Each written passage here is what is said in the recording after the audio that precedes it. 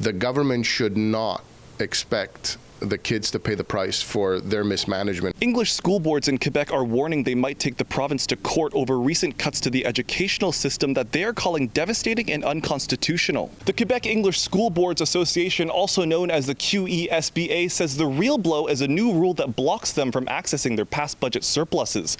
They say the move could gut their programs, reduce special education services, and even close down schools. Education has been chronically underfunded for a long time now, and so we rely on the accumulated surpluses that we have to make up for some of those losses and to be able to balance our budget. QESBA President Joe Ortona says English school boards are suing the province in the hopes that the courts will mandate increased funding for education. We're hoping that we're going to get courts to agree that all of this is unreasonable. The Quebec government issued cuts to education in June totaling to over $560 million. On July 16th, the province rolled back the cuts by investing $540 million in education after weeks of mounting pressure and a petition spearheaded by the Parti Québécois. Ortona said that the funding is conditional on many targets that include implementing hiring freezes and caps to staff, something he says could affect students even with some of the money being put back. We already staffed for next year,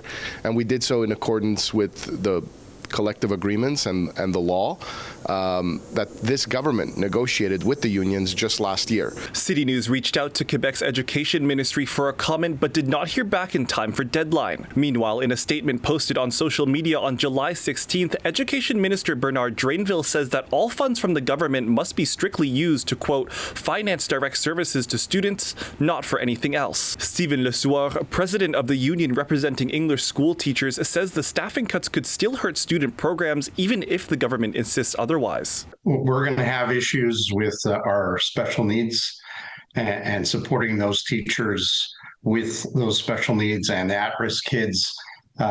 For sure. Advocates warn that the cuts will affect the most vulnerable students in schools, children with special needs.